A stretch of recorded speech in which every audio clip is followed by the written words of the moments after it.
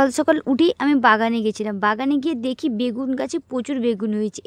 এই জন্য ভাবলাম যে তাহলে বেগুনের রেসিপি করা যাক। এই জন্য বেগুনগুলিকে আমি তুলে নিয়ে এসেছি প্লেটের মধ্যে। এরপর চলো দেখা যাক বেগুনের কী রেসিপি করা যায়। এরপর বেগুনটিকে সামনে পেছনে কেটে আমি 4 ফাঁক করে কেটে নেব।